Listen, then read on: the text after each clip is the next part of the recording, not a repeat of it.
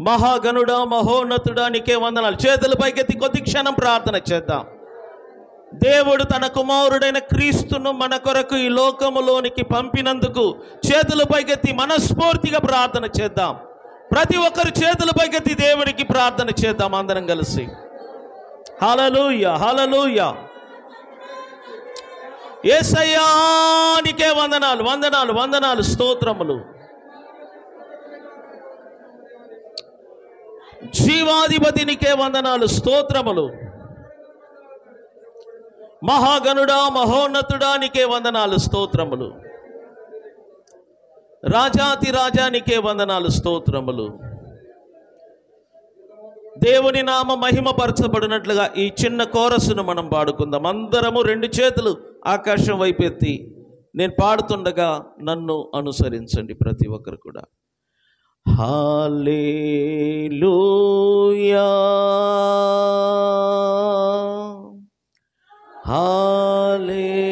హల్లెలూయా,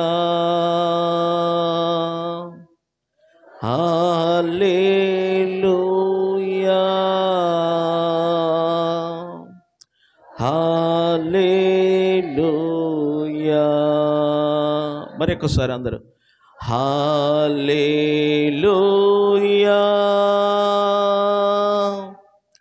హల్లెలూయా,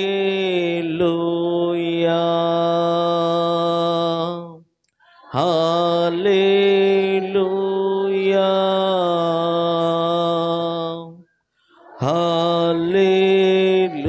హల్లెలూయా. పరమ తండ్రి, పరమ తండ్రి, అందరు కలిసి నీకే స్తోత్రం. పరమా తండ్రి నీకే స్తోత్రం. యేసు ప్రభువా, యేసు ప్రభువా, నీకే స్తోత్రం. యేసు ప్రభువా, నీకే స్తోత్రం. పరిశుద్ధాత్మ, పరిశుద్ధాత్మ, అందరు కలిసి. అవును ప్రభువా, పరిశుద్ధాత్మ నీకే స్తోత్రం.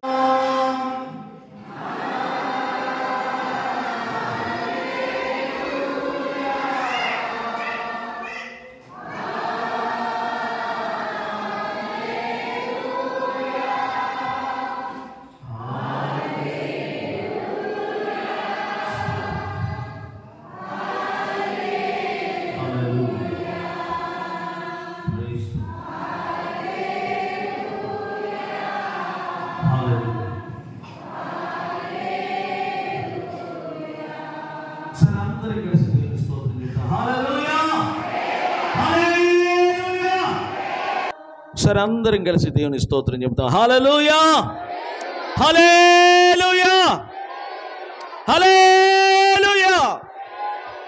ఒకసారి మీరంతటి మీరు కేకలేసి దేవునికి స్తోత్రము, మహిమ, ఘనత, ప్రభావం కలుగునట్లుగా స్వరమెత్తి స్తోత్రం చెప్పండి చూద్దాము.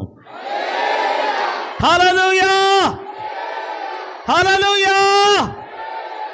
మంచిది. కూడి వచ్చిన మీ అందరికీ కూడా క్రిస్మస్ శుభాకాంక్ష. కూర్చోక నిలబడండి. నిలబడి వాక్యం వింటే ఎలా ఉందో ఈరోజు చూద్దాం. అది క్రిస్మస్ సందర్భంగా మీకు నేను ఇచ్చే గిఫ్ట్. కూర్చోకూడదు.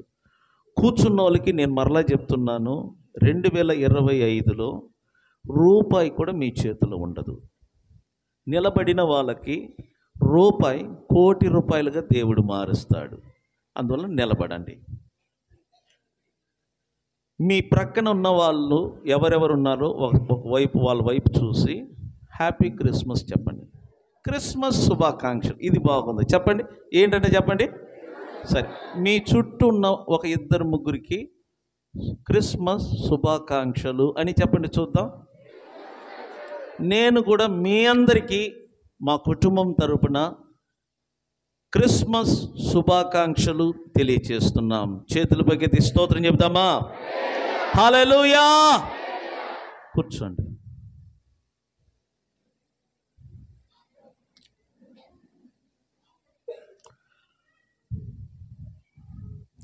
సమయము 12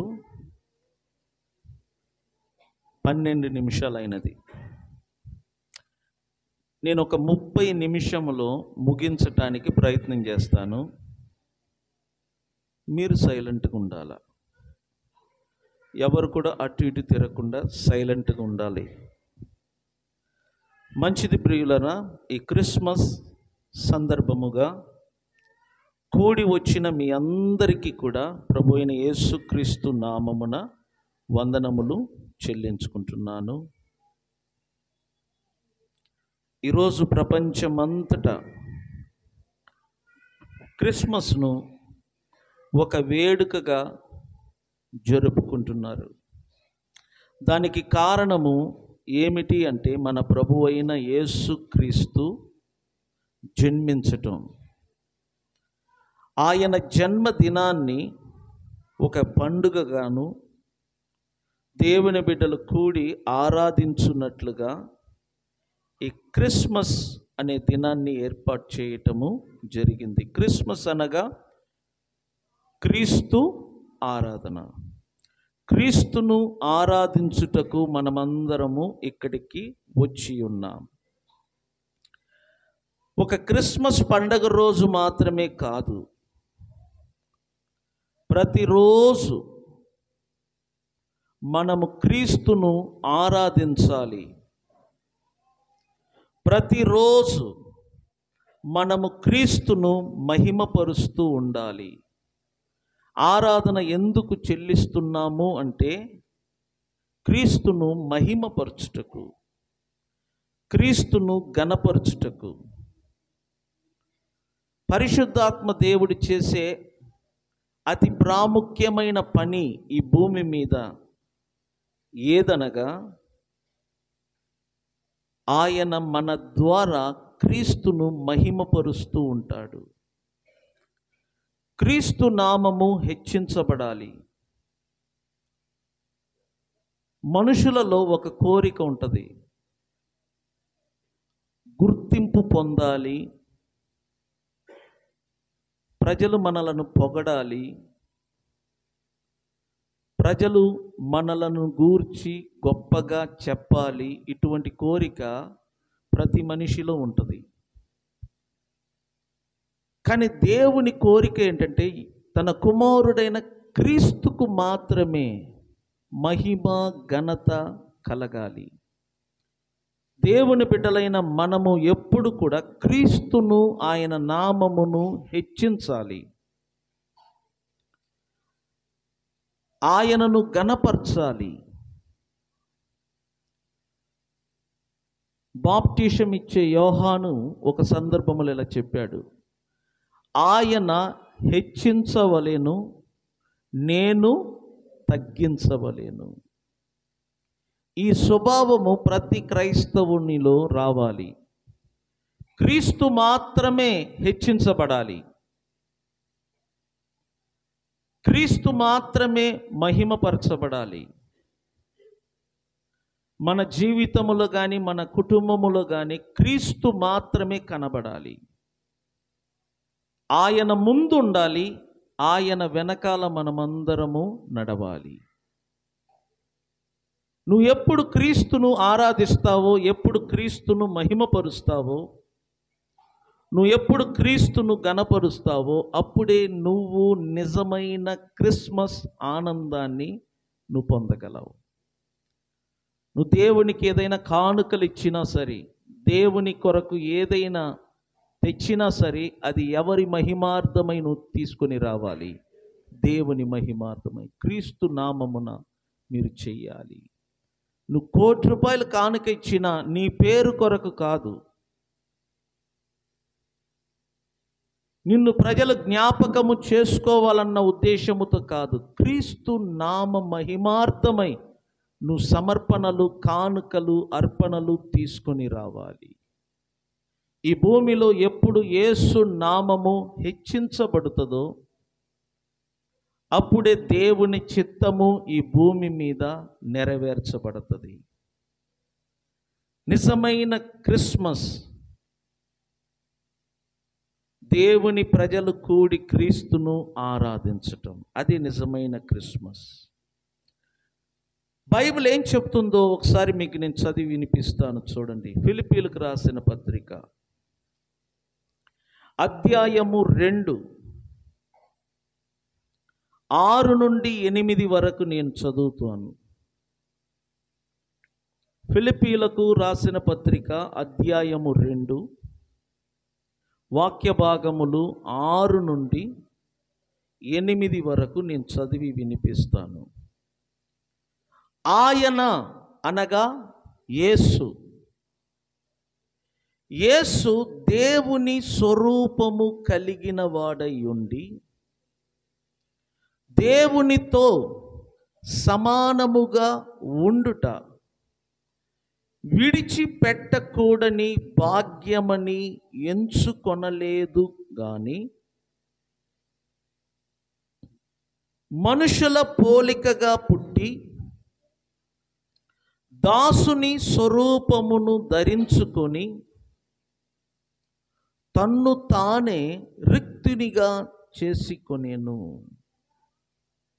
మరియు ఆయన ఆకారమందు మనుషుడుగా కనబడి మరణము పొందునంతగా, అనగా శిలువ మరణము పొందునంతగా విధేయత చూపిన వాడై తన్ను తాను తగ్గించుకొనెను. యేసు ఎవరు అనగా దేవుని స్వరూపము కలిగినవాడు. యేసు దేవుని స్వరూపము కలిగినవాడు. యేసు దేవునితో సమానముగా ఉన్నవాడు. ఆయన దేవుని స్వరూపము కలిగిన వాడై ఉండియు మనుషుల పోలికగా పుట్టాడు. దాసుని స్వరూపమును ధరించుకొని తన్ను తాను రిక్తునిగా చేసుకొనెను. రిక్తునిగా అంటే ఎంటీ అన్నమాట. తన్ను తాను ఏమీ లేనివాడుగా చేసుకొనెను. దేవుని పోలికలో ఉన్న ఆ యేసు, దేవుని స్వరూపము కలిగిన వాడై ఉన్న ఆ యేసు ఈ భూమి మీదికి ఒక మనుషుని పోలికలోనికి వచ్చాడంట. మానవ రూపమును ధరించాడు. దేవుని రూపము కలిగిన ఆ యేసు మనుషుల పోలికగా పుట్టి దాసుని స్వరూపమును ధరించుకొని తన్ను తాను రిక్తునిగా చేసుకొనెను. ఆయన ఆకారమందు మనుష్యుడుగా కనబడి మరణము పొందునంతగా, అనగా శిలువ మరణము పొందునంతగా విధేయత చూపిన వాడై తన్ను తాను తగ్గించుకొనెను. యేసు చూడండి ఎంతగా తగ్గించుకున్నాడు. దేవుడు మనిషిగా అవతరించుటకు తన్ను తాను ఎంతగా తగ్గించుకున్నాడో ఒకసారి చూడు. ఉన్నతమైన స్థానములో నివసించు ఆ దేవాతి దేవుడు ఈ భూమిలోనికి రావటానికి తన్ను తాను తగ్గించుకున్నాడు.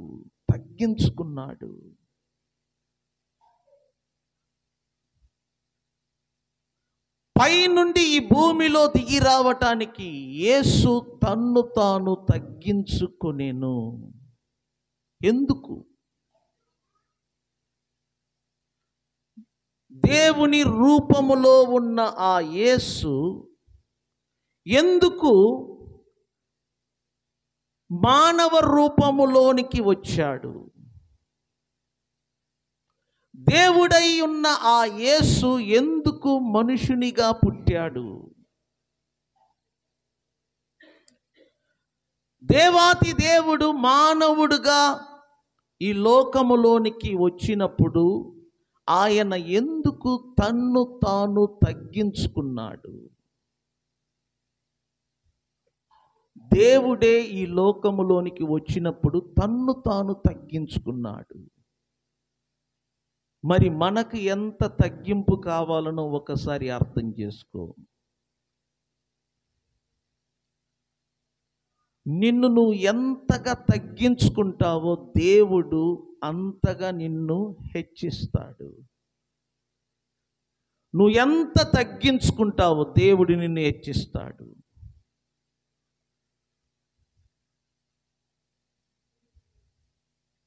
ప్రతి మనిషి హెచ్చించబడాలని కోరుకుంటారు. కానీ ఏ విధంగా ఒక మనిషి హెచ్చించబడతాడో అది మనుషులకు తెలియదు. ఒక మనిషి దేవుని చేత హెచ్చించబడాలి అంటే ఆ మనుషుడు దేవుని ఎదుట తన్ను తాను తగ్గించుకోవాలి. తగ్గింపు మనకు హెచ్చింపును తీసుకొని వస్తుంది. తగ్గింపు మనకు సింహాసనములో కూర్చునే అర్హతను తీసుకొని వస్తుంది. తగ్గింపు మనకు ఏలుబడి చేయు అర్హతను తీసుకొని వస్తుంది. మనం ఎంతగా తగ్గించుకుంటామో దేవుడు మనలను ఒకవైపు హెచ్చిస్తూ ఉంటాడు. మన ప్రభు, మన రక్షకుడైన యేసు ఈ భూమిలో ఒక మనుష్యుడుగా జన్మించాడు. దాసుని స్వరూపము ధరించిన వాడుగా కనబడ్డాడు. తన్ను తాను తగ్గించుకోనేను. ఎందుకు? దేని కొరకు? నేను బైబిల్లో నుండి 2 విషయాలు చెప్తాను. ఎందుకు యేసు తన్ను తాను తగ్గించుకున్నాడు? ఎందుకు యేసు మనుషుల పోలికగా పుట్టాడు? ఎందుకు యేసు ఆకారమందు మనుషుడుగా కనబడ్డాడు? ఎందుకు ఎందుకు ఎందుకు? నేను 2 విషయాలు చెప్తాను. 1, గలతీయులకు రాసిన పత్రిక అధ్యాయము 4 వాక్య భాగములు 4, 5 నేను చదువుతాను. 4వ వాక్యం. కాలము పరిపూర్ణమైనప్పుడు దేవుడు తన కుమారుని పంపెను. ఆయన స్త్రీ యందు పుట్టి మనము దత్తపుత్రులము కావలేనని. మనము దత్తపుత్రులము కావలేననియు ధర్మశాస్త్రమునకు లోబడి ఉన్నవారిని విమోచించుటకు ధర్మశాస్త్రమునకు లోబడిన వాడాయేను. ఎందుకు యేసు ఈ భూలోకములోనికి వచ్చాడు? ఎందుకు ఆయన మనుషుడుగా కనబడ్డాడు, మనుషుడుగా జన్మించాడు? ఎందుకు అంటే మనము దత్తపుత్రులము కావలేనని. దత్తపుత్రులము కావలేనని దాని అర్థం ఏంటంటే, దత్తత అనే పదానికి అర్థం ఏంటంటే, చూడండి, పిల్లలు లేని వారు ఏం చేస్తారంటే లీగల్గా వేరే వారి పిల్లలను దత్తత తీసుకుంటారు పెంచుకోవటానికి. ఇప్పుడు నాకు పిల్లలు లేరు, కానీ నాకు పిల్లలు కావాలి అన్న ఆశ ఉంది. వయస్సు పెరిగింది, ఇక పుట్టే అవకాశం లేదు. అప్పుడు నేనేం చేస్తానంటే లీగల్గా ఎవరికైనా పుట్టిన బిడ్డలను నేను నా సొంత బిడ్డగా దత్తత తీసుకుంటాను. నేనెప్పుడు ఆ బిడ్డను లీగల్ ప్రకారంగా దత్తత తీసుకుంటానో ఆ బిడ్డ నాకు పుట్టకపోయినా ఈ దత్తత అనే కార్యక్రమము వలన ఆ బిడ్డ నా సొంత బిడ్డగా మారుతాడు. నేను ఏ ఇంటి పేరు కలిగి ఉన్నానో ఆ బిడ్డకు కూడా అదే ఇంటి పేరు వస్తుంది. నా ఆస్తి పాస్తులకు ఆ బిడ్డ వారసుడవుతాడు. రక్తము పంచుకొని బిడ్డల వలె దత్తత ద్వారా మనము ఒకరిని సొంత బిడ్డగా స్వీకరించవచ్చు. ఇది లీగల్ అన్నమాట. గవర్నమెంట్లో ఒక లీగల్ పద్ధతి ఉంది. ఆ పద్ధతి ప్రకారంగా పిల్లలు లేని వారందరూ కూడా దత్తత తీసుకోవచ్చు. యేసు ఈ లోకములోనికి ఒక మానవుడిగా రావటానికి ముఖ్య కారణం ఏంటంటే, మనము దత్తపుత్రులము కావలేనని. మనమందరము దేవునికి దత్తపుత్రులము కావలేనని ఆయన ఈ లోకములోనికి వచ్చాడు. తన్ను తాను తగ్గించుకున్నాడు. అదే కారణం. మనం చూడండి, ఆదాము వంశములో పుట్టిన వారము. మన అందరిలో ఆదాము యొక్క DNA ఉంది. ఆదాము యొక్క రక్తము మనలో ప్రవహిస్తుంది. ఈ లోకములో నివసిస్తున్న ప్రతి మానవులు ఆదాము రక్తము పంచుకొని పుట్టినవారు. ఆదాము ఎప్పుడు పాపము చేసి పతనమయ్యాడో అప్పుడు ఆదాము భార్య వారిద్దరు కూడా దేవుని సన్నిధిలో నుండి తరిమి వేయబడ్డాడు. వారు దేవునికి దూరమయ్యారు. ఎప్పుడు వారు దేవునికి దూరమయ్యారో వారు మరణమునకు దగ్గరయ్యారు, పాపమునకు దగ్గరయ్యారు, చీకటికి దగ్గరయ్యారు, అపవాది అయిన సాతాను రాజ్యమునకు దగ్గరయ్యారు. కాబట్టి వారికి పుట్టిన ప్రతి మనిషి కూడా పాపులుగా పిలువబడుతున్నారు. ప్రతి మనుషుడు ఒక పాపిగా గుర్తించబడ్డాడు. బైబిల్ చెప్తుంది, ఏ భేదము లేదు, అందరూ పాపము చేసి దేవుడు అనుగ్రహించు మహిమను పొందలేకపోయిరి. ప్రతి మనిషి పాపిగా గుర్తించబడ్డాడు. మానవుడు పాపము చేసి పాపిగా గుర్తించబడలేదు, కానీ ఆది మానవుడు చేసిన పాపము వలన ఆది మానవుడు పాపిగా మారాడు. పాపిగా మారిన ఆదామునకు మనమందరము పుట్టాము గనుక మనము కూడా పాపులుగా మారాము. మన తండ్రి అయిన ఆదాము సంపాదించిన ప్రతి ఆస్తులకు మనం వారసులయ్యాం. అతడు సంపాదించిన ఆస్తులు ఏమిటి అంటే, 1 పాపము, 2 మరణము, 3 శాపములు. పాపము, మరణము, శాపములు, వీటిని ఆదాము సంపాదించి పెట్టాడు. అతనికి మనం పుట్టాము గనుక మనమందరము పాపమును, మరణమును, శాపములను వారసత్వంగా పొంది ఉన్నాం. మనమందరము ఆదాము యొక్క బిడ్డలుగా, ఆదాము యొక్క వారసులుగా పిలువబడుతున్నాం. ఆదాము కుటుంబము పతనమైనది. ఆదాము పిల్లలందరూ కూడా పతనమయ్యారు. ఆ కుటుంబాన్ని రక్షించటానికి ఎవరు లేరు. దేవుడు మనుషులను సృష్టించుటలో ముఖ్య ఉద్దేశం ఏంటంటే, ఈ సృష్టిని మానవులు పరిపాలన చెయ్యాలి. పరిపాలన చేయవలసిన మనుషులు సాతాను ఏలుబడిలో బానిసలుగా మారారు. ప్రతి మనిషి సాతాను యొక్క రాజ్యములో బానిసలుగా జీవిస్తున్నారు. కాబట్టి బానిసలుగా జీవిస్తున్న ఈ మానవ జాతిని విడిపించుటకు, శాపము క్రింద నలిగిపోతున్న ఈ మానవ జాతిని రక్షించుటకు దేవాతి దేవుడే ఈ భూలోకములోనికి మానవుడుగా దిగి వచ్చాడు. యేసు ఎవరో కాదు, దేవుని కుమారుడు, దేవాతి దేవుడు. యేసు ఈ భూమిని, ఆకాశమును సృజించిన ఒక సృష్టికర్త. యేసు దేవుని స్వరూపము కలిగిన వాడు.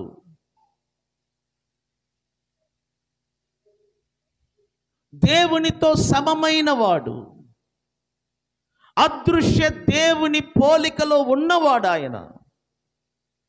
నిన్ను నన్ను బానిసత్వములో నుండి, పాపము నుండి రక్షించి దేవుని బిడ్డలుగా మార్చుటకు, మనమందరము దేవునికి దత్తపుత్రులముగా మారటానికి, నువ్వు నేను దేవునికి దత్తపుత్రులుగా కావలేనని ఆ దేవుడు మనిషిగా ఈ లోకానికి దిగి వచ్చాడు.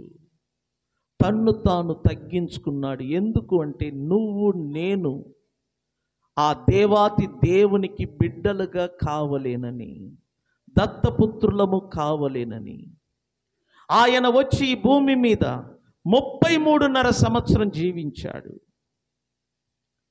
తనకు 30 సంవత్సరం వయసు వచ్చినప్పుడు నీళ్ళల్లో బాప్టిజం తీసుకొని పరిశుద్ధాత్మ దేవుణ్ణి పొంది ఆత్మ నడిపింపుతో 40 దినములు ఉపవాసం ఉండి అపవాదిని జయించి దేవుని పరిచర్యలో అడుగుపెట్టాడు.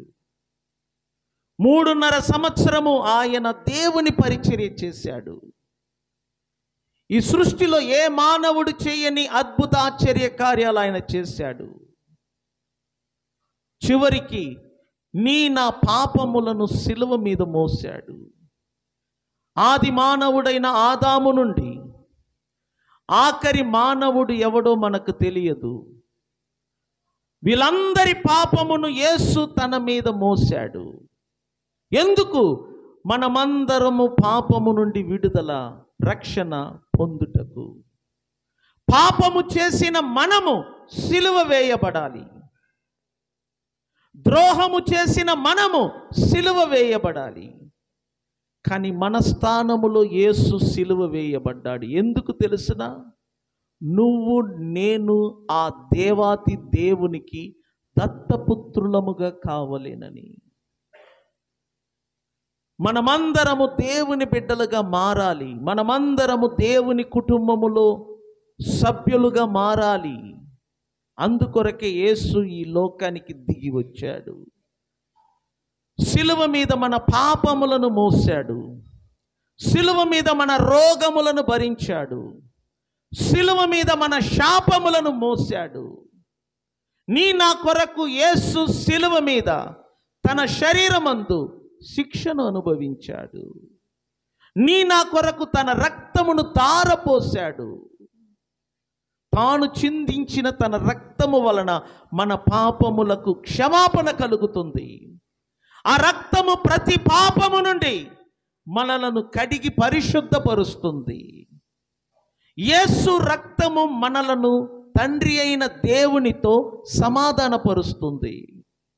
యేసయ్య రక్తము మన మనస్సాక్షిని కడిగి శుద్ధీకరిస్తుంది. అటువంటి పవిత్రమైన రక్తమును యేసు సిలువ మీద కార్చాడు. నీ కొరకు నా కొరకు మరణించాడు, సమాధి చేయబడ్డాడు. 3వ రోజు తిరిగి లేచాడు. దేవుని కుమారుడుగా తిరిగి లేచి నేను దేవుని కుమారుడను అని తన పునరుద్ధానము ద్వారా నిరూపించుకున్నాడు. క్రీస్తుగా అభిషేకించబడ్డాడు. అధిపతిగా నియమించబడ్డాడు. మృతులకును సజీవులకును తీర్పు తీర్చబోయే ఒక న్యాయాధిపతిగా ఆయన నియమించబడ్డాడు. ఎవరెవరు యేసు నామమందు విశ్వాసం ఉంచుతారో వారి పాపాలన్నీ క్షమించబడతాయి. ఎవరెవరు యేసు నామమందు విశ్వాసం ఉంచుతారో వారందరూ దేవుని బిడ్డలుగా జన్మిస్తున్నారు. దేవుని కుటుంబములో దేవుని బిడ్డలుగా జన్మిస్తారు. ఇది రక్త మాంసము వలన ఏర్పడే బంధత్వము కాదు. ఇది యేసునందు విశ్వాసం ఉంచుట వలన ఏర్పడే పరిశుద్ధాత్మ వలననైన ఒక రక్త సంబంధము. నువ్వు యేసును నమ్మినప్పుడు, యేసు నామమున విశ్వాసం ఉంచినప్పుడు నీ పాపములు క్షమించబడుతున్నాయి. నువ్వు ఎంత ఘోరమైన పాపివైనా సరే, మనుషులు నిన్ను క్షమించలేని పాపములు నువ్వు చేసిన ఒక వ్యక్తివైనా సరే, నువ్వు ఎప్పుడు యేసు నామమందు విశ్వాసం ఉంచుతావో ఆయన రక్తము నిన్ను కడిగి పరిశుద్ధపరుస్తుంది. ఆయన రక్తము నిన్ను దేవుని ఎదుట నిలబడే అర్హతను నీకు కలిగిస్తుంది. నువ్వు యేసును నమ్మినట్లయితే నీ పాపాలకు క్షమాపణ కలుగుతుంది, నీకు రక్షణ కలుగుతుంది, నీకు నిత్య జీవము కలుగుతుంది. నువ్వు దేవుని బిడ్డగా దేవుని కుటుంబములో జన్మించుటకు నువ్వు అర్హత పొందుతున్నావు. ఈ మధ్యాహ్న సమయం మిమ్మల్ని వేడుకుంటున్నాను, ఇంకను యేసునందు విశ్వాసము ఉంచని వారు ఎవరైనా ఉంటే ఈ క్రిస్మస్ సందర్భముగా మీరందరూ యేసునందు విశ్వాసం ఉంచండి. మీరందరూ యేసు నామమున విశ్వాసముంచి ఆయనను ప్రభువుగా రక్షకుడుగా అంగీకరించండి. మీ విశ్వాసమును రహస్యముగా దాచుకోకుండా బహిరంగముగా చేయటానికి నీళ్ళల్లో బాప్టిషన్ తీసుకోండి. ఇది చాలా ఇంపార్టెంట్. నువ్వు ఎప్పుడు నీళ్ళల్లో బాప్టిషన్ తీసుకుంటావో అప్పుడు సంఘములో ఒక సభ్యుడుగా మారుతున్నావు. ప్రతి నెల రక్తము ఆయన శరీరమును తీసుకునే అర్హతను నువ్వు పొందుకుంటున్నావు. క్రీస్తుకు సాక్షిగా, క్రీస్తుకు బిడ్డగా నువ్వు జీవించటానికి నువ్వు బహిరంగముగా సాక్ష్యముగా తీసుకోబోయే ఆ నీల బాప్టిషము నీకు ఉపయోగపడుతుంది. ప్రియులారా, యేసు నామమున మీ పాపములు క్షమించబడుతున్నాయి. యేసు నామమున మీరు దేవుని బిడ్డలుగా జన్మిస్తున్నారు. అప్పుడు మీరు దత్తపుత్రులుగా మారుతున్నారు. అప్పుడు దేవుడు మీకు తండ్రి అవుతున్నాడు. మీరు దేవుని బిడ్డలుగా గుర్తింపు పొందుతున్నారు. క్రీస్తు మీకు తోటి వారసుడుగా మారుతున్నాడు. ఈ సృష్టిలో నీకొక గుర్తింపు, ఈ సృష్టిలో నీకొక విలువ, ఈ సృష్టిలో నీకొక అర్హత దేవుడిస్తాడు. ఎప్పుడంటే నువ్వు యేసు నామమందు విశ్వాసము ఉంచినప్పుడు. మీరు దేవుని బిడ్డలుగా మారాలి. మీరు దేవునికి దత్తపుత్రులుగా కావలేనని ఆ దేవాతి దేవుడు ఈ లోకానికి మానవుడుగా అవతరించాడు. మానవుడిగా అవతరించాడు. ఎందుకు అంటే మీరు దేవునికి దత్తపుత్రులు కావలేనని. రెండవదిగా చూడండి, యేసు ఎందుకు ఈ లోకములో మానవుడిగా అవతరించాడు? ఎందుకు? రెండవ వాక్యము 2 కొరింథీయులకు రాసిన పత్రిక అధ్యాయము 8 వాక్యము 9. 2 కొరింథీయులకు రాసిన పత్రిక అధ్యాయము 8 వాక్య భాగము 9 నేను చదువుతున్నాను. మీరు మన ప్రభువైన యేసు క్రీస్తు కృపను ఎరుగుదురు కదా. మీరు మన ప్రభువైన యేసు క్రీస్తు కృపను ఎరుగుదురు కదా. ఆయన ధనవంతుడై ఉండి, చూడండి, యేసు గొప్ప ధనవంతుడు. యేసు ధనవంతుడు, ఆయన దరిద్రుడు కాదు. బైబిల్ అంటుంది ఆయన ధనవంతుడై ఉండి మీరు తన దారిద్ర్యము వలన ధనవంతులు కావలేనని మీ నిమిత్తము దరిద్రుడాయేను. యేసు ఎందుకు తన్ను తాను తగ్గించుకొని ఈ లోకానికి వచ్చాడు? యేసు ఎందుకు తన్ను తాను రిక్తునిగా చేసుకొని ఈ లోకానికి వచ్చాడు? ఎందుకు యేసు మానవ రూపములో దిగి వచ్చాడు? ఎందుకు అంటే మీరు ధనవంతులు కావలేనని. మీరందరూ ధనవంతులు కావలేనని. చూసారా? మనము ధనవంతులుగా జీవించాలని దేవుడు కోరుతున్నాడు. మనము దరిద్రులుగా జీవించటం దేవుని ఇష్టము కాదు. మనము ఏమీ లేని వారుగా జీవించటం దేవుని ఇష్టము కాదు. నువ్వు నేను ధనవంతులుగా జీవించాలని దేవుడు కోరుతున్నాడు. అబ్రహాము గొప్ప ధనవంతుడుగా పేరు పొందాడు. ఇస్సాకు ధనవంతుడుగా జీవించాడు. యాకోబు ధనవంతుడుగా జీవించాడు. యోషేబు గొప్ప ధనవంతుడుగా బ్రతికాడు. సొలొమోను సృష్టికి ముందు అతని తర్వాత సొలొమోను అంతటి ధనవంతుడు ఇక్కడే ఉండబోవు అని దేవుడు చెప్పాడు. దేవుణ్ణి అనుసరించిన వాళ్ళందరూ కూడా ధనవంతులు. మనందరికీ ధనవంతులుగా ఉండాలి అన్న కోరిక ప్రతి ఒక్కరికి ఉంటుంది. దరిద్రులుగా ఉండటానికి ఎవరు ఇష్టపడరు. ప్రతి ఒక్కరు ధనవంతులు కావాలని కోరుతున్నారు. ప్రతి ఒక్కరు నా బిడ్డ ధనవంతుడుగా ఉండాలి, నా పిల్లలు ధనవంతులుగా ఉండాలి, నేను ధనము కలిగి జీవించాలి. ఈ కోరిక అందరిలో ఉన్నది. కానీ ఆ కోరిక మీలోనే కాదు, దేవాతి దేవునిలో కూడా ఉన్నది. బైబిల్ అంటుంది, మీరు ధనవంతులు కావలేనని మీ నిమిత్తము గొప్ప ధనవంతుడైన ఆ యేసు ఈ లోకానికి ఒక దరిద్రుడుగా దిగి వచ్చాడు.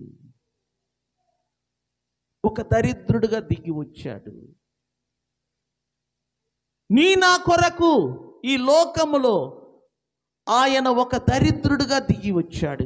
ఏమీ లేనివాడుగా దిగి వచ్చాడు. ఎంత బీద కుటుంబంలో చూడండి, ఎవరైనా కాన్పోయినప్పుడు వారికి ఒక గవర్నమెంట్ హాస్పిటల్ ఉంది. ఆ బిడ్డలు పుట్టినప్పుడు వారు పండబెట్టడానికి ఒక బెడ్ ఉంటుంది. గవర్నమెంట్ హాస్పిటల్ మొత్తం బాధ్యతను తీసుకుంటుంది. కానీ యేసు పుట్టినప్పుడు ఆ తల్లి కనుటకు స్థలము లేదు. ఒక సత్రములో వెళ్ళి కనాలని చూస్తే సత్రములో ఉన్నవారు మరియాను యోసేపును లోనికి రానియలేదు. చరిత్రకారులు ఏమంటారు తెలుసిన, మరియా నడువీధిలో రోడ్డు పక్కన యేసును కన్నట్లుగా చరిత్రకారులు చెప్తున్నారు. పుట్టిన ఆ బిడ్డను తీసుకెళ్ళి ఒక పశువుల పాకలో, ఆ జీవాలు తాగే ఆ తొట్టిలో, కుడితి తొట్టిలో ఆ బిడ్డను పొత్తి గుడ్డతో చుట్టి ఒక తొట్టిలో పండబెట్టారు. ఎంత దారిద్ర్య స్థితి! పరలోకములో సింహాసనములో కూర్చున్న ఆ దేవుడు పశువులు తాగే కుడితి తొట్టిలో నిద్రపోయాడు. ఎందుకు అంత గొప్ప దేవుడు తన్ను తాను అంతగా తగ్గించుకొని వచ్చాడు? ఎందుకు తెలిసిన? మీరు ధనవంతులు కావలేనని. సంగమం అర్థం చేసుకోండి, మీరు ధనవంతులు కావలేనని. ఇక్కడ కూర్చొనున్న మీ అందరికీ నేను ఒక శుభవార్త చెప్తున్నాను. క్రిస్మస్ సందర్భముగా నిజమైన క్రిస్మస్ ఎప్పుడు తెలిసిన? దేవుని బిడ్డలు ధనవంతులుగా మారినప్పుడు. దేవుని బిడ్డలు దరిద్రులుగా ఉండటం దేవునికి ఇష్టము లేదు. దేవుని బిడ్డలు అడుక్కునేవారుగా ఉండటం దేవునికి ఇష్టము లేదు. దేవుని బిడ్డలందరూ కూడా ధనవంతులుగా మారాలి. మీరు ధనవంతులుగా మారాలి, మీరు ధనవంతులు కావలేనని ఆయన దరిద్రుడుగా మారాడు.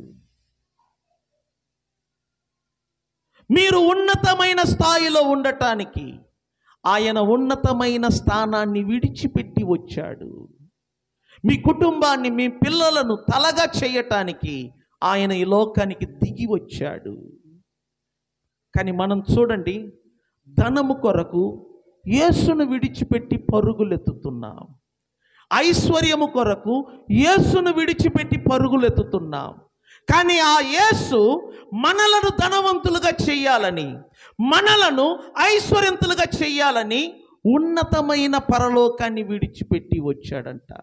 మన కోసము ఆయన ఆ గొప్ప స్థలాన్ని విడిచిపెట్టి వస్తే మనము చూడండి ఆ యేసును విడిచిపెడుతున్నాం. నేను చెప్తున్నాను, నీ కొరకు యేసు పరలోకాన్ని విడిచిపెట్టాడు. నీ కొరకు యేసు సింహాసనాన్ని విడిచిపెట్టాడు. యేసు దరిద్రుడు కాదు. బైబిల్ అంటుంది ఆయన గొప్ప ధనవంతుడై ఉన్నాడంట. యేసు గొప్ప ధనవంతుడు, కానీ దరిద్రుడుగా మారాడు. ఎందుకు తెలిసిన? మనమందరము ధనవంతులుగా మారాలి.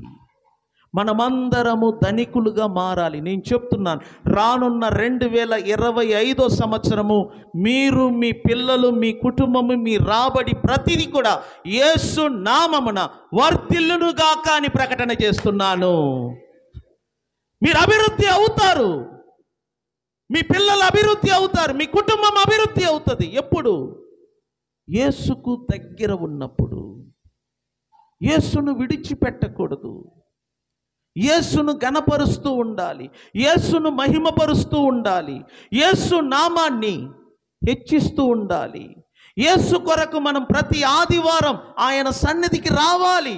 మీరు ఎప్పుడు నమ్మకంగా ఆయన సన్నిధికి వస్తారో అప్పుడు యేసు మిమ్ములను, మీ కుటుంబాన్ని, మీ పిల్లలను హెచ్చిస్తాడు. నేను చెప్తున్నాను, అర్థం చేసుకో. మీరు ధనవంతులు కావలేనని ఆయన మీ నిమిత్తము దరిద్రుడు ఆయను.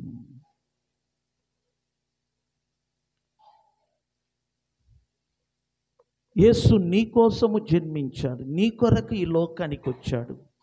ఒకటి, మీరు దేవునికి దత్తపుత్రులుగా కావలేనని. 2, మీరు ధనవంతులు కావలేనని.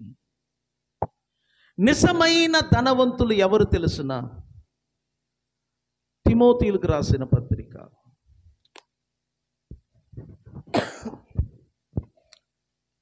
1 తిమోతికి రాసిన పత్రిక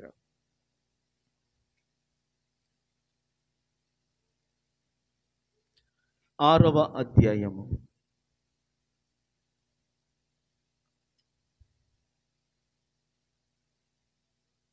17 నుంచి.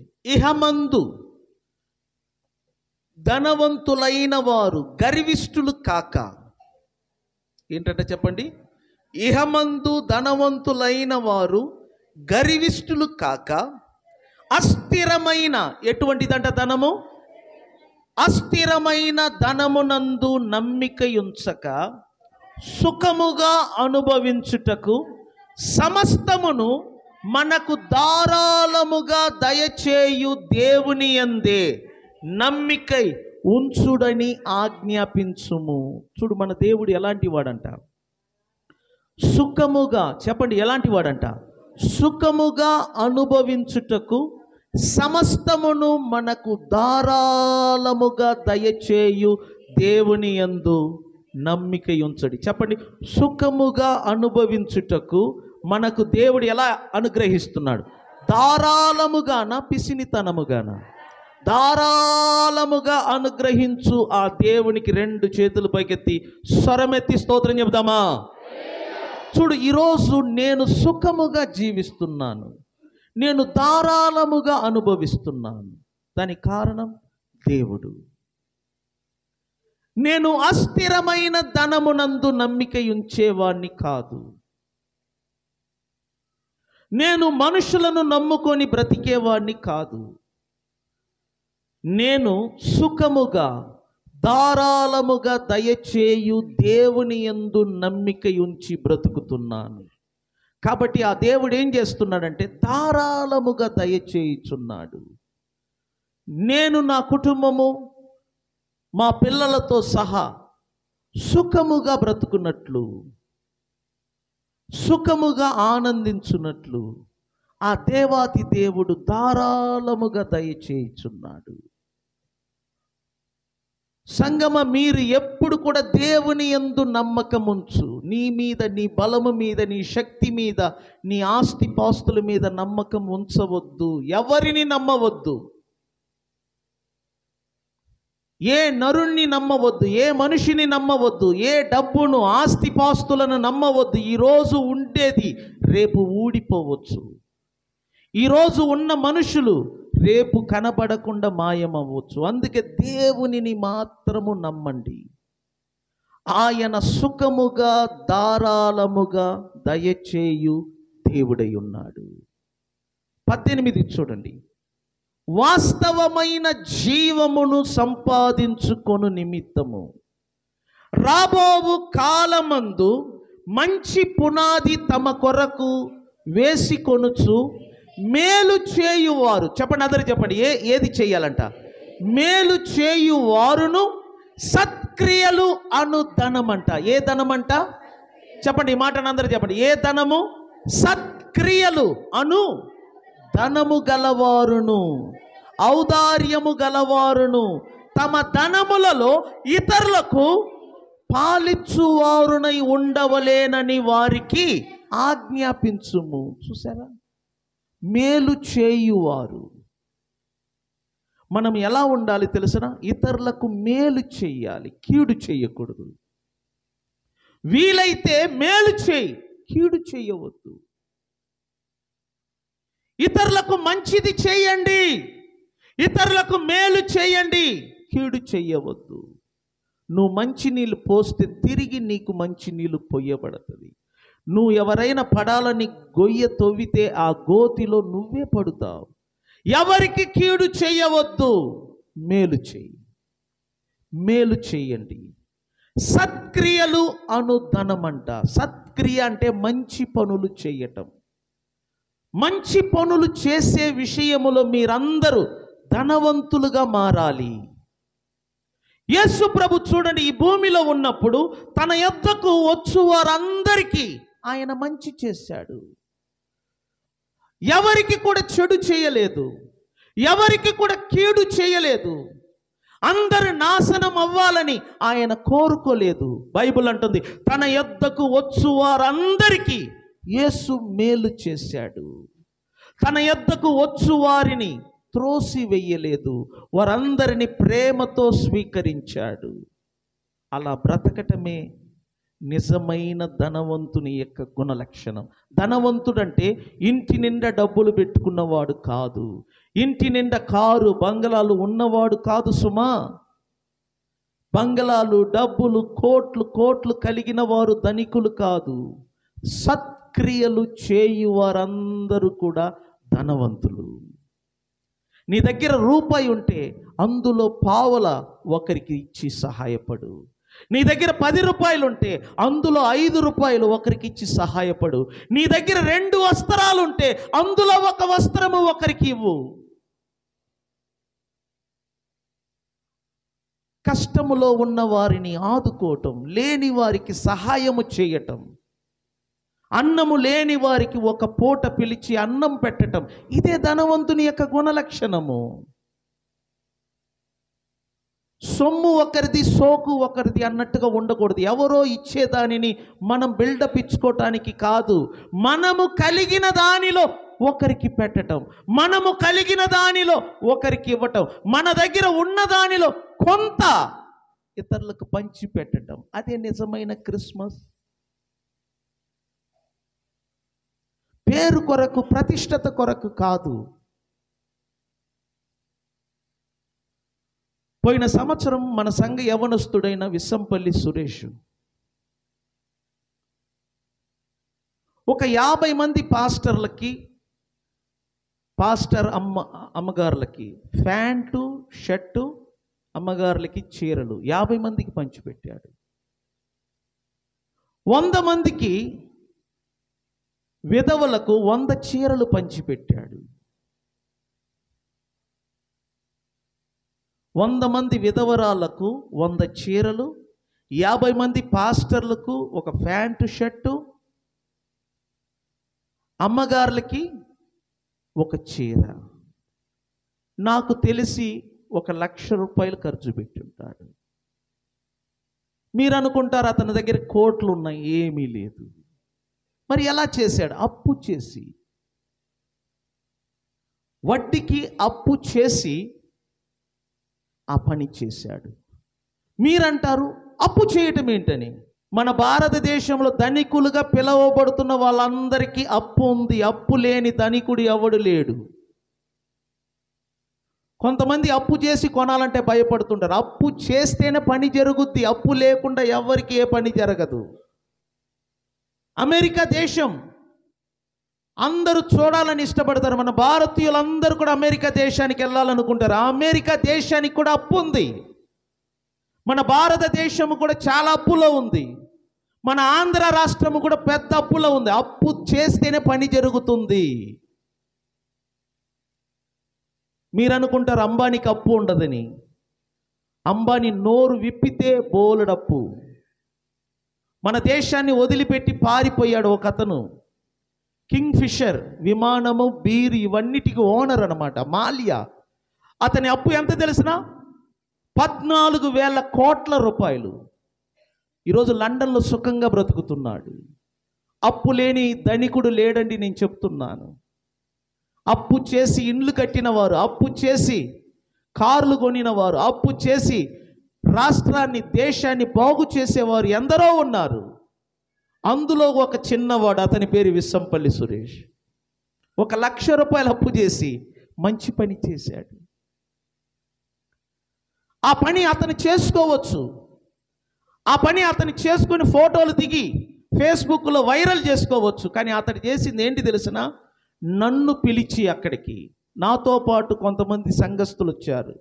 అరకు అనే ప్రాంతానికి వెళ్ళి అక్కడ కోయ జాతికి చెందిన వాళ్ళు, సరి అయిన ఇల్లు లేదు, సరి అయిన వస్త్రాలు లేదు, అటువంటి ప్రాంతానికి తీసుకెళ్ళి నా చేతులారా వారికి బట్టలు ఇవ్వమన్నాడు. అప్పుడు నేనేమన్నాను తెలిసిన? ఇది నీ కష్టార్జితం, ఇది నువ్వు డబ్బులు పెట్టి కొన్న వస్త్రాలు, నీ చేతులారా ఇస్తేనే దేవునికి మహిమ. సొమ్ము ఒకరిది, సోకొకరిది కాదు. నువ్వు కష్టపడ్డావు, నువ్వు కొన్నావు గనుక నీ చేతులారా ఇవ్వాలి అని నేను ప్రార్థన చేసి అతని చేతికి ఇచ్చాను. అతనే పంచిపెట్టాడు. నేను ఎందుకు చెప్తున్నానంటే, నీ డబ్బుతో ఒకరికి చేయి మేలు, నీ కష్టార్జితములో నుండి ఒకరికి సహాయము చేయి. ఒక క్రిస్మస్ పండగకు 10 మందిని పిలిచి భోజనం పెట్టు. క్రిస్మస్ పండగ రోజున నీ చుట్టూ ఉన్న విధవరాళ్ళు, నీ చుట్టూ ఉన్న బీదలు, వారికి ఒక చీర కొనిపెట్టు. అట్లీస్ట్ నిన్ను కన్న నీ తల్లికి, నీ తండ్రికి బట్టలు కొనిపెట్టు. బైబిల్ చెప్తుంది, సత్కార్యములు చేయుట యందు మీరు ధనవంతులు కావలెను. పిల్లలు మీ తల్లిదండ్రులకు బట్టలు కొనిపెట్టండి, వారిని సంతోషింపచేయండి. ఒకవేళ మీ తల్లిదండ్రులు లేకపోతే మీ అత్త మామను ఇంటికి పిలిపించుకొని వారికి బట్టలు కొనిపెట్టు. లేకపోతే నీ చుట్టూ ఎవరైనా బీదలు ఉంటే, లేనివారు ఉంటే, దరిద్రులు ఉంటే వారికి బట్టలు కొనిపెట్టు. మంచి పనులు చెయ్యండి. మీ దగ్గర ఉన్నదానితో చెయ్యండి, మీ స్తోమతకు తగినట్టు చెయ్యండి. దేవుని బిడ్డలారా, మీరు ధనవంతులు కావలేనని యేసు మీ నిమిత్తము దరిద్రుడిగా మారాడు. మీరు ధనవంతులు కావాలి. ఏ విషయంలో మీరు ధనవంతులు కావాలి? సత్క్రియలు ఏంటంటే చెప్పండి, సత్క్రియలు చేయువారు అయినా ఆ విషయంలో మీరు ఎలా ఉండాలంట? మనం చూడు, ఎంతవరకు దాచుకోవటానికి చూస్తున్నాం, ఎంతవరకు తినాలని చూస్తున్నాం, ఎంతవరకు మనము, మన కుటుంబం, మన పిల్లలు. అది కాదు జీవితం. నువ్వు, నీ భార్య, నీ బిడ్డలు ఉండటానికి కాదు, నీ ద్వారా, నీ కుటుంబము ద్వారా ఇతరులకు మేలు కలగాలి, ఇతరులు మిమ్మలను బట్టి సంతోషపడాలి, ఇతరులు మిమ్మలను బట్టి యేసును సంతోషింప చెయ్యాలి. అదే జీవితం. కొంతమంది చూడు, వారి కుటుంబం. అది కాదు జీవితం. అందుకోసం కాదు మనం దేవునిలోకి వచ్చాం. దాన్ని స్వార్థపూరితమైన జీవితం అంటారు. క్రీస్తు తన కొరకు బ్రతకలేదు, తన కుటుంబం కొరకు బ్రతకలేదు. క్రీస్తు మన అందరి కొరకు ఆయన బ్రతికాడు. క్రీస్తు మన అందరి కొరకు చనిపోయాడు. ఈ క్రిస్మస్ రోజున దేవుడు మీతో చెప్తున్నాడు, మీరు సత్క్రియలు చేయు అను ధనవంతులుగా ఉండటానికి మీరు ప్రయాసపడండి. రానున్న 2025వ సంవత్సరములో మీరు, మీ కుటుంబం బాగుండాలంటే ఇతరులకు సహాయపడండి. పిసునారితనమును తీసివేయండి. డబ్బు లేదు అని తప్పించుకోవద్దు. నా దగ్గర ఏమీ లేదు అని నిన్ను నువ్వు మరుగు చేసుకోవద్దు, దాముకోవద్దు. నీ దగ్గర ఉన్నదానిలో ఒకరికి పంచిపెట్టు. నీ దగ్గర ఉన్నదానిలో ఒకరికి సహాయము చేయి. మంచి పనులు చేయండి, సత్క్రియలు చేయండి. ఎవరో ఇచ్చిన దానితో మనం పోజులు ఇవ్వటానికి కాదు, మన దగ్గర ఉన్నదానిని ఇచ్చి ఆ దేవుణ్ణి మహిమపరచుదాం. యేసు ఈ లోకానికి అది సాటింప చేయటానికి దిగి వచ్చాడు. నీ కొరకు తన జీవితాన్ని సమర్పించాడు. ఆ యేసు కొరకు నీ జీవితాన్ని నువ్వు సమర్పించవా? నీ కొరకు ఆయన నువ్వు ధనికుడిగా మారటానికి ఈ లోకానికి దిగి వచ్చాడు. సత్క్రియలు అనే విషయంలో మీరు ధనవంతులుగా మారాలి. మీరందరూ ధనవంతులుగా మారి, ధనవంతులు అంటే కారు, బిల్డింగ్, పొలాలు, తోటలు, ఎకరాలు ఎకరాలు ఎకరాలు ఎకరాలు కొని పెట్టుకునేవాడు ధనవంతుడు కాదు, వాడు దరిద్రుడు అంటాడు. ఎందుకంటే వాడు ఎంతవరకు కొంటాడే తప్ప ఒకరికి పంచి పెట్టడు. వాడు చనిపోయిన తర్వాత చూడండి ఏమీ తీసుకొని వెళ్ళడు. ఆ ఆస్తి పాస్తులన్నీ కూడా నేలపాలవుతాయి. అలా వద్దు. నువ్వు బ్రతికున్నప్పుడు ఎంతో కొంత సహాయపడు. ఏమీ లేని వారికి బట్టలు, వస్త్రాలు కొనిపెట్టు. వారి దీవెనలు నీ మీద, నీ పిల్లల మీద ఉంటుంది. నమ్మిన వారు చేతులు పైకెత్తి స్తోత్రం చెప్దామా? స్తోత్రం చెప్దామా? ఈ క్రిస్మస్ సందర్భంగా నేను మరలా చెప్తున్నాను, మీరు దేవుని బిడ్డలుగా మారాలి. అందుకొరకే యేసు దిగి వచ్చాడు ఈ లోకానికి. 2, మీరు సత్క్రియలు చేయు విషయములో ధనవంతులుగా మారాలి. లేని వారికి సహాయము చేయునట్లుగా మీరు ఎదగాలి. అందుకొరకే క్రీస్తు మీ నిమిత్తము దరిద్రుడాయేను. లేచి నిలబడదా. వినిన ఈ మాటలను బట్టి ఒకసారి మన కోసము తన్ను తాను తగ్గించుకొని ఈ లోకానికి వచ్చిన ఆ యేసు ప్రభు నామము మహిమ పరచబడినట్లుగా మన 2 చేతులు ఆకాశం వైపు ఎత్తి కొద్ది క్షణము స్తోత్రాలు చెల్లించుదాం. మనస్ఫూర్తిగా స్తుతించండి దేవుని బిడ్డలు. ప్రతి ఒక్కరు స్తుతించండి. ప్రతి ఒక్కరు స్తుతించండి.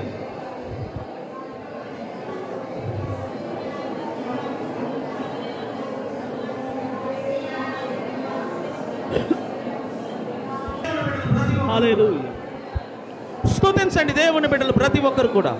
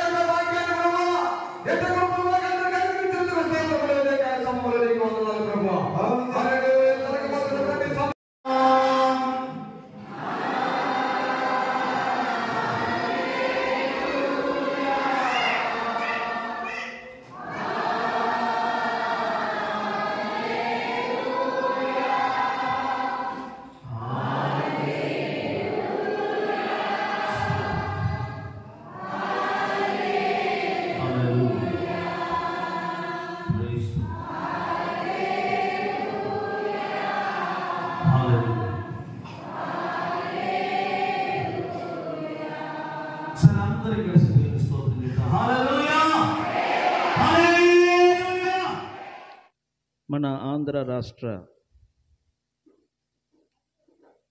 మంత్రి గారైన పార్థసారథి గారు ఈ క్రిస్మస్ సందర్భంగా ప్రతి చర్చికి కూడా కేక్స్ డొనేట్ చేస్తున్నట్టుగా తెలియజేశారు. ఈరోజు మన సంఘానికి కూడా వారి తరపున వారి బృందం మోరంపూడి శ్రీని గారు వారి ద్వారా తేనెటి వేనన్న సత్యం వాళ్ళ ద్వారా ఈ కేక్ మన చర్చికి రావడం జరిగింది. కాబట్టి మంత్రి గారైన పార్థసారథి గారిని, అలాగనే మన లోకల్ నాయకులైన మోరంపూడి శ్రీని గారిని, వారి కుటుంబ సభ్యులను దేవుడు దీవించునుగాకని నేను మనస్ఫూర్తిగా కోరుకుంటున్నాను. సరే, దేవుడు ఎందుకంటే రాజుల కొరకు అధికారుల కొరకు ప్రార్థించమన్నారు కనుక మనకి ఏది ఏమైనా మనకి ఈ సంవత్సరంలో పార్థసారథి గారు ఒక మంత్రిగా ఉన్నారు. వారిని, వారి పరిపాలనను, వారి క్రింద పనిచేయు వారిని దేవుడు ఆశీర్వదించున్నట్లుగా ఈ క్రిస్మస్ సందర్భంగా ఈ కేక్ కట్ చేస్తుండగా ప్రతి ఒక్కరు కూడా 2 చప్పట్లు తడుతూ దేవుని మహిమపరచుదాము.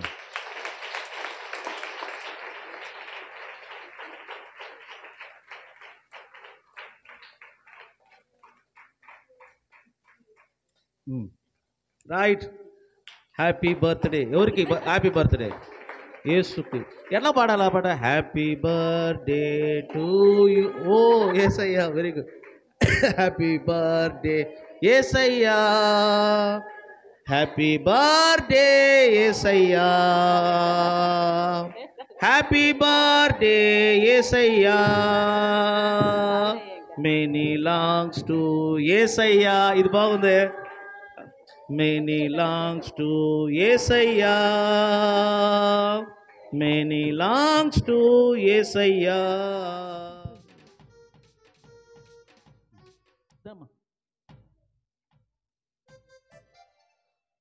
ఓకే, కొంచెం నవ్వండి.